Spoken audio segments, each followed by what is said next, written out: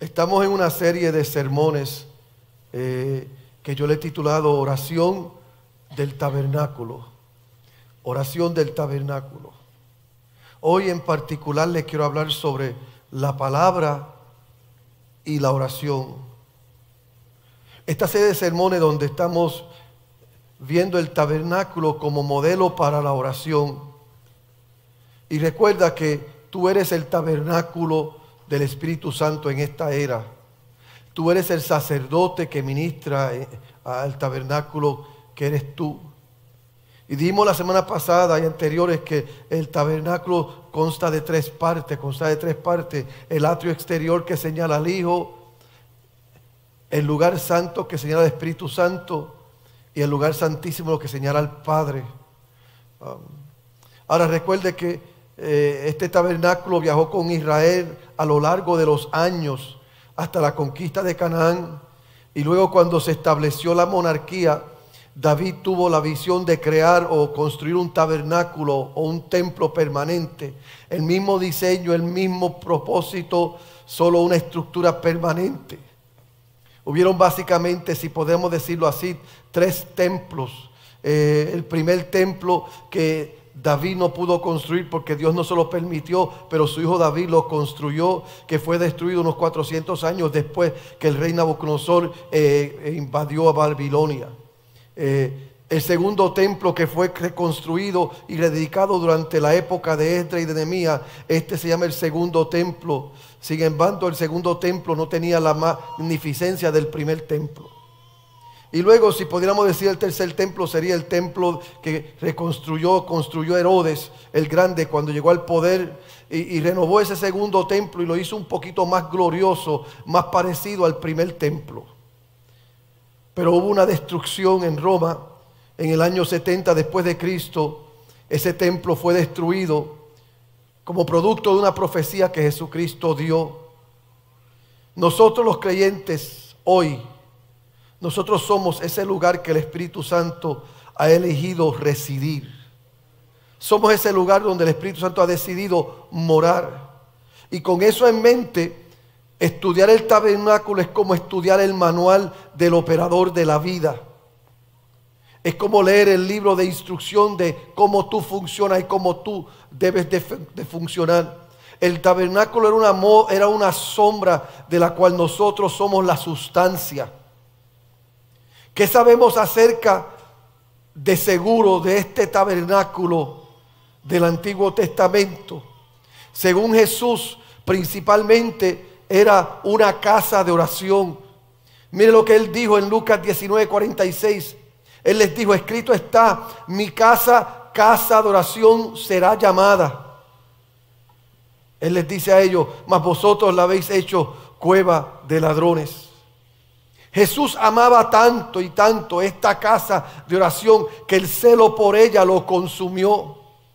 La única vez que vemos a Cristo derramando su ira sobre la humanidad durante su ministerio terrenal es cuando perdieron el propósito del templo. Usted no ve a Cristo en otras ocasiones molesto y enojado y frustrado. Pero cuando Él entra al templo y ve lo que ellos habían hecho del templo, sabiendo Él cuál era el propósito del templo, esto lo molestó, esto lo enojó, esto lo enfureció. Y ahí es donde vemos a Jesús latigando y revolcando las mesas. Te hago esta pregunta: ¿alguna vez has considerado que lo que Jesús quiere para ti es que te conecte correctamente al propósito? ¿Has pensado eso?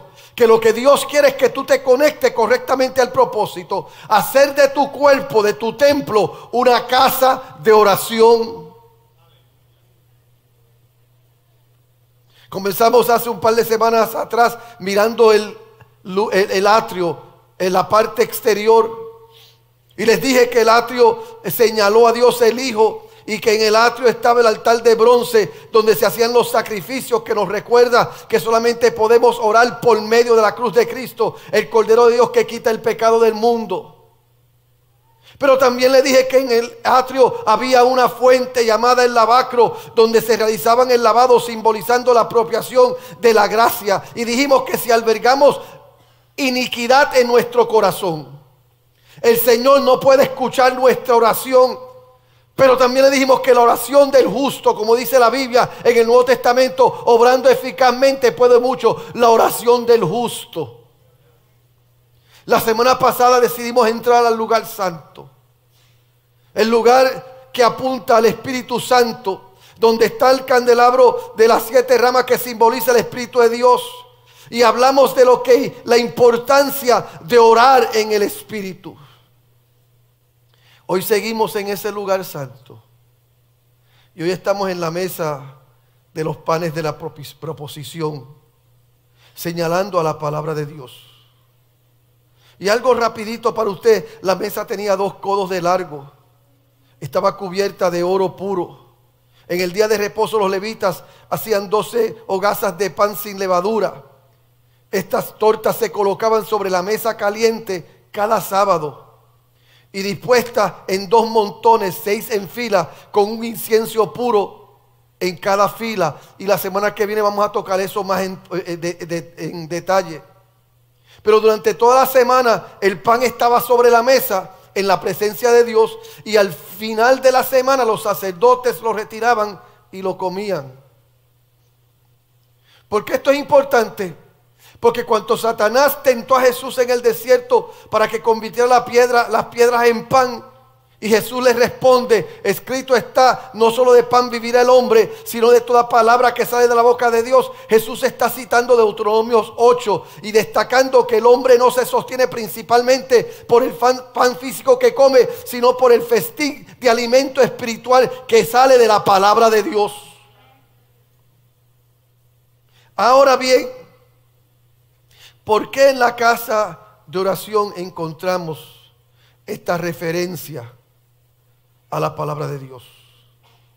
Porque les dije que el propósito principal del tabernáculo, del templo, de tu templo, es orar, es la oración.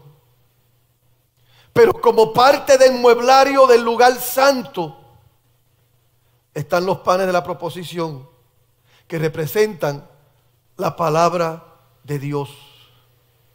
Y quiero que recibas esto, porque esto es importante. ¿Sabe cuál es la razón? Porque hay un vínculo inseparable entre la palabra de Dios y la oración. En su forma más simple, la oración es nuestro principal medio de hablar con Dios, y la Biblia es el principal medio de Dios hablarnos a nosotros.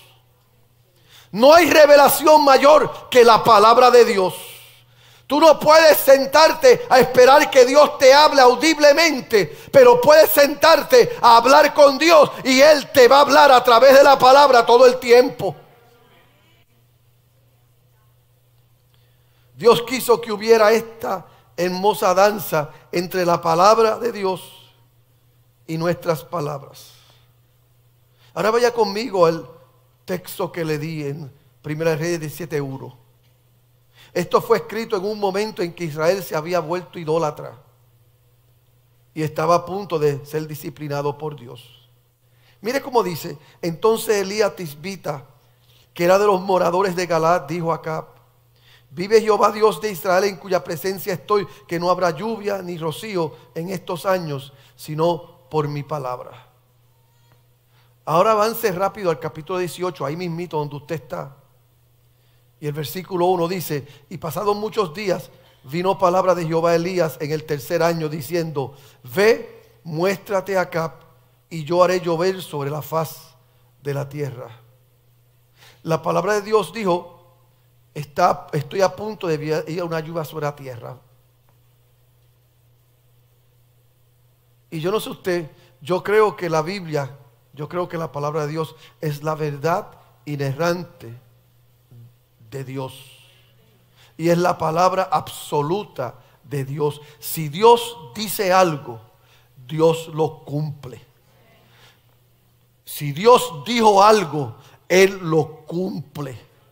Él es Dios y su palabra no tornará atrás vacía. Así que todo lo que Dios ha dicho en su palabra se va a cumplir.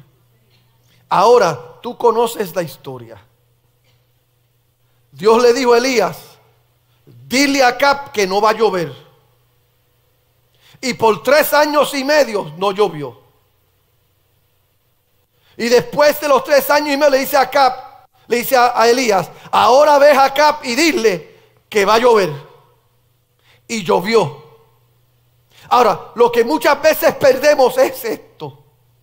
Vaya conmigo de nuevo a Primera de Reyes, capítulo 18 y el verso 41. Entonces Elías dijo a Acab: sube, come y bebe, porque una lluvia grande se oye. Acab subió a comer y a beber, y Elías subió a la cumbre del Carmelo, y postrándose en tierra, puso su rostro en rodillas. Mire, yo he leído la Biblia por muchos años. Y el año pasado, cuando me estaba preparando para esta palabra y yo topé con esto, yo vi algo que yo nunca había visto. Note esto: Dios le dijo a Elías: dile a Acab que no va a llover. Y después le dice a Elías: dile a Acab que va a llover. ¿Y qué hace Elías después que Dios le dijo que va a llover? Ahí en el versículo 42 hay una parte que es tan importante. Y postrándose en tierra, Elías puso su rostro entre las rodillas. ¿Sabe lo que hizo Elías? Si usted va al hebreo original, lo que dice ahí es que después que Elías recibió la palabra que iba a llover, y va y le dice a Acab que va a llover, Elías fue y se puso en posición de parto. Yo no sé si usted cogió eso. Elías fue y puso su cabeza entre las rodillas. Esa era la posición de parto para las mujeres en aquel entonces. Es como que Elías dijo: yo sé que Dios dio una palabra, pero yo tengo que parir esa palabra. Oh, gloria. Yo no sé si usted está escuchando lo que le estoy diciendo. Yo sé que hay un milagro que Dios está a punto de realizar, pero me toca a mí parir ese milagro. Y Él se puso en posición para decirle a Dios y decirle al mundo y decirle a la carne: yo le creo a Dios, yo le creo a Dios, yo le creo a Dios. Mira lo que dice Santiago 5, 17 y 18 y 10. Elías era un hombre sujeto a pasiones semejante a la nuestra, y oró fervientemente para que no lloviese, y no llovió sobre la tierra. No pierda eso. Dios le dijo a Elías: dile a Acab que no va a llover. Y Santiago está diciendo que Elías oró fervientemente para que no lloviera. En el Antiguo Testamento Dios le dice a Elías: dile a Acab que va a llover. Y él le dijo a Acab que iba a llover y se puso en posición de parto. Elías está orando por la lluvia que Dios prometió en el verso 1. ¿Lo ves ahí? Elías tenía una promesa absoluta de parte de Dios mismo de que iba a llover, pero lo encontramos orando fervientemente al final del capítulo. ¿Por qué pedir algo que Dios ya ha prometido? ¿Por qué pujar por algo que ya Dios ha prometido? ¿Por qué ponerte en posición de parto por algo que Dios ha dicho? Porque el Dios que ordenó el fin de la lluvia también ordenó el medio para el fin, y el medio era la oración. El Dios que te dio la palabra, el Dios que te da el milagro, el Dios que te dice esto es lo que va a pasar, también te dio el miedo, el medio para que lograra. Ora, aleluya, clama a mí y yo te responderé y te mostraré cosas, aleluya. No des nada por sentado. No esperes una sola bendición en tu vida por la que no ores. Santiago lo dijo de esta manera: no tienes porque no pides. Y hay gente que Dios le ha dado una palabra. Y hay gente que Dios ha asignado un milagro para su vida, pero no están dispuestos a ponerse en posición de parto para dar a luz la palabra que Dios le ha dado. Y esto es lo que Dios le está diciendo a esta iglesia en esta tarde. Si has recibido mi palabra, posiciónate para que esa palabra pueda venir a la luz. Yo estaba leyendo una ilustración de un hombre que murió y fue al cielo. Y cuando va al cielo se encuentra con Pedro. Y Pedro, ¿por qué será que en todas las ilustraciones Pedro es el guía del cielo? Pero para efecto de esta ilustración, este hombre murió y fue al cielo, y Pedro le está dando una vuelta por todo el cielo. Y el hombre, mientras Pedro le está enseñando el cielo, el hombre ve un edificio de almacén bien grande con un montón de cajas adentro. Y el hombre le dice a Pedro: Pedro, ese edificio, esas cajas, ahorita volvemos a eso. Y Pedro le siguió enseñando el cielo hasta que por fin dieron una media vuelta, y cuando regresan vuelven al almacén. Y el hombre dice: Pedro, y ese almacén y esas cajas, vente, enseñarte lo que hay ahí. Y cuando entraron había muchas cajas y estaban en orden alfabética, hasta que llegaron al lugar donde está el nombre del hombre. Y él dice: ¿y esa caja tiene mi nombre? Sí, esa caja es tuya. Y él le dice: ¿puedo abrirla a ver qué hay ahí? Sí, ábrela. Y cuando el hombre abrió la caja, era como que empezaron a salir de las cajas milagros, provisiones, manifestaciones, sanidades. Y empezaron a salir un montón de cosas de la caja. Y el hombre dijo: wow, ¿qué es esto, Pedro? Y Pedro dijo: esos fueron todos los milagros que Dios te asignó en la tierra, pero que tú nunca pediste. Oh, gloria. Esos son todos los milagros que Dios asignó para tu vida, pero que nunca te pusiste en posición de parto para parirlos. Mire Deuteronomio 11:13. Dice: si obedecieres cuidadosamente a mis mandamientos que yo os prescribo hoy, amando a Jehová vuestro Dios y sirviéndole con todo vuestro corazón y con toda vuestra alma, yo daré la lluvia de vuestra tierra a su tiempo, la temprana y la tardía, y recogerás tu grano, tu vino y tu aceite. Daré también hierba en tu campo para tus ganados, y comerás y te saciarás. Cuando yo leo esta porción bíblica, yo interpreto de esta manera.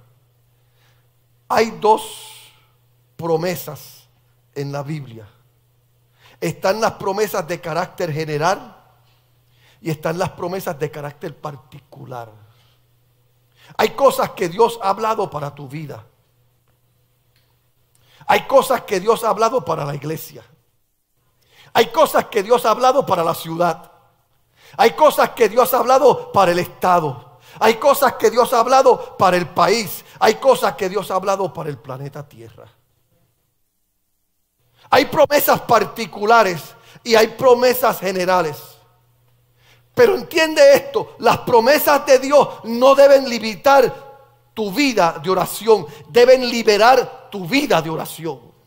Hay gente que piensan y viven: esto no fue para mí, esto no es para mí, esto es para aquel, esto es para aquello, y viven atados a ese pensamiento, cuando la verdad es que todas las promesas de Dios, sean particulares o sean generales, son promesas que deben desatar, deben liberar tu vida de oración, donde tú le dices a Dios: Dios, yo sé que tú le dijiste esto a Jacqueline, pero si quieres bendecirme, puedes bendecirme a mí también. Yo sé que tú le has dicho esto a la iglesia, pero si quieres hacerlo conmigo, hazlo conmigo también, Señor.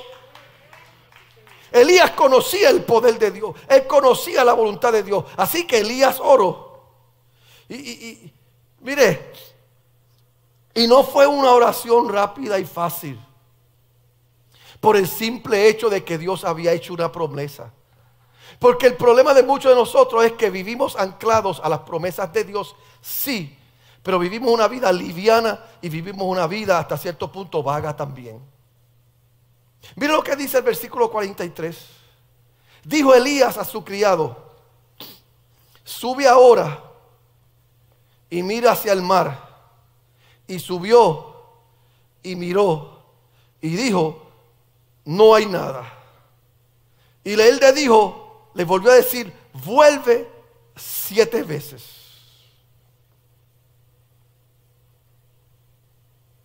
Y el criado volvió 7 veces.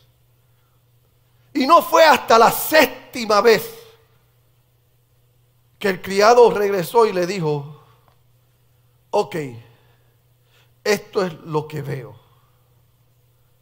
Yo quiero decirle esto a ustedes.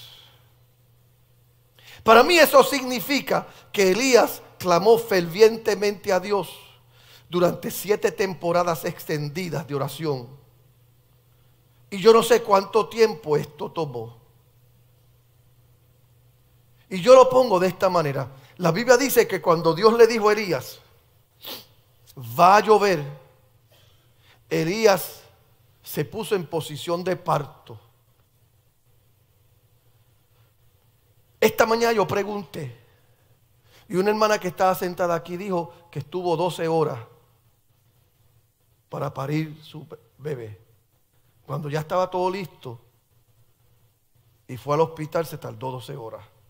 Alguien sentado aquí dijo que se tardó 27 horas. Y otra persona que estaba allá dijo que estuvo 2 días.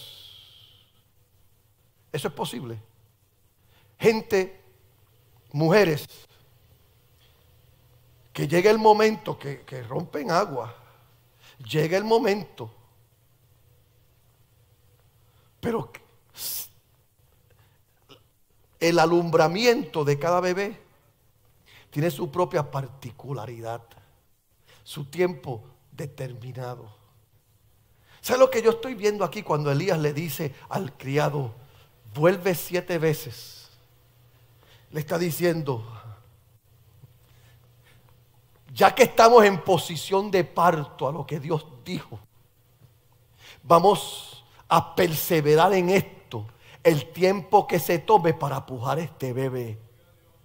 Este milagro que Dios está a punto de manifestar no es un milagro que va a venir al antojo nuestro. No es un milagro que va a venir al capricho nuestro. No es un milagro que se va a manifestar, amén, simplemente porque Dios dio la palabra y ya tiene que suceder. Cada milagro tiene su particularidad. Cada milagro tiene su temporada de manifestación. Cada milagro tiene su hora exacta en que Dios lo va a revelar. ¿Y cuál es mi trabajo? Estar en posición de parto y esperar el tiempo y pujar lo que tenga que pujar para que este milagro, oh gloria, para que este milagro se manifieste a través de la oración. Dios no solo está haciendo una obra en los cielos, sino que está haciendo una obra en el corazón del hombre. ¿Por qué se tarda tanto a veces aquello que Dios ha dicho? Porque aunque Dios dio la palabra, tú tienes que prepararte para recibir esa palabra. Y Dios lo que está diciendo a esta iglesia es, yo he dado una palabra. ¿Cuántos creen a esa palabra? ¿Y cuántos se posicionan para dar a luz esa palabra? Dios te ha dado una palabra. ¿A cuántos aquí Dios le ha hablado algo particular? Levante la mano aquí los que Dios le ha dicho algo a usted en particular. Mi pregunta a ti, ¿estás en posición de parto? Estás yendo una vez, 2 veces, 3 veces. Estás pujando 1, 2, 3 veces para que ese milagro. Yo no sé cuánto tiempo vas a estar pujando. Yo no sé cuánto tiempo vas a estar en posición de parto. Pero esto sí yo sé, que si Dios te dio la palabra, esa palabra se va a cumplir. Estoy convencido del que el problema nuestro es que nos damos por vencidos muy rápido. Somos una generación sensacionalista. Somos una generación que no nos gusta pagar el precio. Queremos todo a la ligera. Ayer yo estaba viendo un video de un señor ecuatoriano que hace guitarra. Y le preguntaron al señor cuánto tiempo se toma en hacer una guitarra. Era un señor anciano el que estaba hablando. Y el señor dijo, bueno, depende. Y yo, ¿depende de qué? Depende de qué clase de guitarra tú quieres.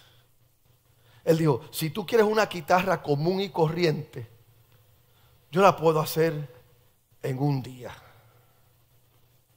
Él dijo, pero si quieres una guitarra clásica, esa puede tomar más tiempo. Y si la quieres con cierto material, depende del material cuánto tiempo se va a tardar. Porque hay materiales que son más difíciles de formar y por lo tanto van a tomar más tiempo. Él dijo, así que si quieres una guitarra barata, es rápido. Si quieres una guitarra de valor, toma tiempo. ¿Cuál es el milagro que tú quieres? ¿Tú quieres un milagro barato? ¿O tú quieres un milagro que produzca vida en ti? ¿O quieres un milagro que te bendiga y bendiga a otro? Pues ¿sabes qué? Los milagros de bendición, los milagros de efectos eternos son milagros que hay que ponerse en posición de parto y hay que esperar y hay que alumbrar esos milagros. Me gusta Elías, porque Elías le dice al siervo, ve 7 veces. Y dice la Biblia que la 7ª vez el siervo volvió y le dijo a Elías, yo veo una nube como la palma de mi mano. Esta mañana lo hice así. No lo voy a cortar de nuevo, porque me voy a quedar sin papel. Más o menos así. Dios está hablando de un aguacero. Dios está hablando de torrentes de agua. Por 3 años y medio no ha llovido.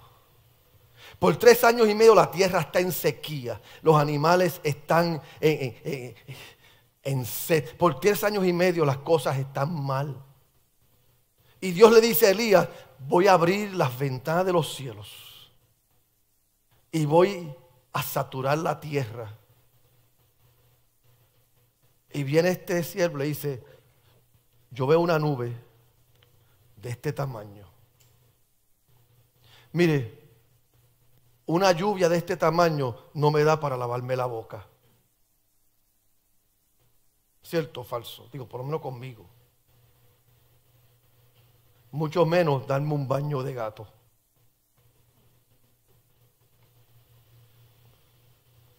Te digo esto en el nombre de Jesús. Aprende a identificar los comienzos pequeños. Aprende a identificar aquellos momentos de Dios que tú consideras insignificantes, pero es el principio de algo más grande. ¿Sabe lo que Elías hace? Elías le dice al siervo, cuando él le dijo, yo veo una nube de este pequeño, Elías le dice,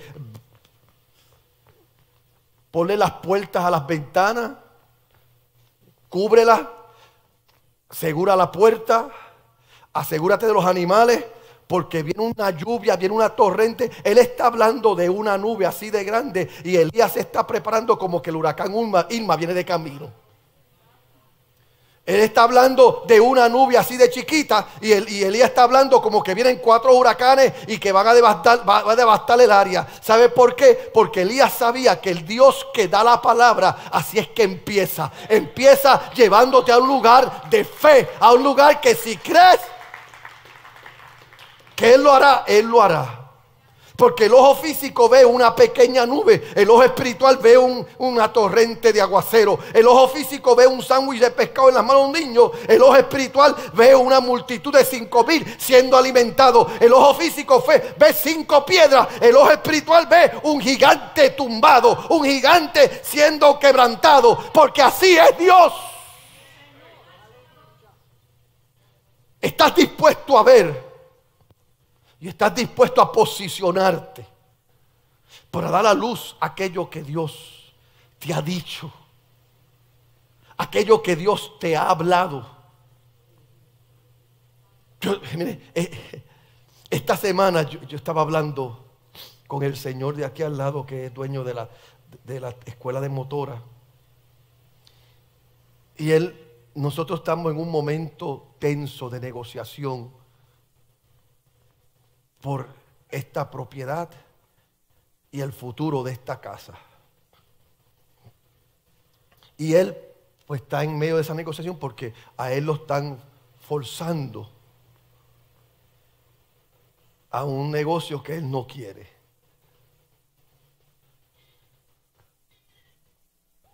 Y él me preguntó y me dice, estábamos aquí, y él me dice, pastor, aren't you afraid? Porque la movida de nosotros no es una movida liviana, es una movida gigantesca de millones. Y él me dijo, pastor, aren't you afraid? Y yo le dije, come with me inside, I'm going to show you something. Y él me dice, are you ready to move? Y yo le dije, this is what we have. Nosotros tenemos 4 posters. Tenemos 1, 2, 3, 4 banderas. Yo le dije, that's what we have. Y un grupo de gente que han hecho promesas, pero que no han cumplido. Y él me dijo, aren't you afraid? Y yo dije, no, porque esos posters y esas banderas son la nube que yo veo. Porque el año pasado Dios me dijo que este año es el año de nuestra posesión. El año pasado Dios me dijo, este año es el año de la posesión. Y yo le creí y ese fue el tema que le pusimos a este año. Y después que Dios nos dice que este es el año de la posesión, se desata todo lo que estamos viviendo aquí. Pues ¿sabe qué? Esta es nuestra nube. 4 cartelones y 4 banderas. Y el banco en cero. Pero Dios dijo, esto es lo que voy a hacer. Y esto es lo que Dios le dice a la cosecha. Cosecha, prepárate. Arregla tus cosas, porque viene un aguacero. Viene un aguacero. Viene un aguacero. Algo Dios se está preparando para hacer. Y estoy buscando hombres y mujeres que están dispuestos a decir, me pongo en posición de parto y voy a empezar a pujar 12 horas, 27 horas, 2 días, 7 días, 5 meses, lo que sea, pero este bebé lo vamos a parir. Este bebé lo vamos a parir.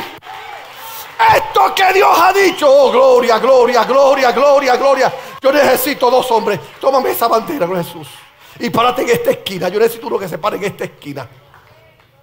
Oh gloria a Dios. Y en esta esquina empiece a mover la bandera. Párate aquí. Empieza a mover la bandera en esta esquina. Porque esto es lo que está pasando aquí. Esto es lo que está pasando aquí. Si lo que tú quieres que venga es algo fácil, esto no es para ti. Pero si tú quieres que lo que venga es producto de lo que Dios ha dicho, pues ponte en posición de parto. Oh gloria, gloria, gloria, gloria, gloria, gloria, gloria, gloria. Oh gloria, gloria, gloria. Ahora, oye bien. Necesitas aprender a separar la fe emocional de la fe verdadera. Porque la fe emocional es la fe que se entusiasma aquí, pero cuando sale de aquí vuelve a desanimarse, vuelve a quejarse, vuelve a llorar y vuelve a estar en el mismo lugar. Pero la fe verdadera, oh gloria a Jesús, la fe verdadera es aquella fe que dice, este nene está listo para salir y yo voy a empujarlo. Y yo no me voy hasta que esté... Las mujeres que están aquí, al caso usted ha ido al hospital y ya usted sabe que está a punto de parir y no sabe cuándo, pero sabe que ya viene. Usted dice, ¿sabe qué? Me voy para casa y vengo después. No, usted dice, yo no me voy aquí hasta que esto no salga. Pues Dios está diciendo, ¿cuántos Jacobos hay aquí que dicen, yo no me voy hasta que tú no me bendigas? Yo no te suelto. Vamos a estar de pie los que están preparados para ese milagro.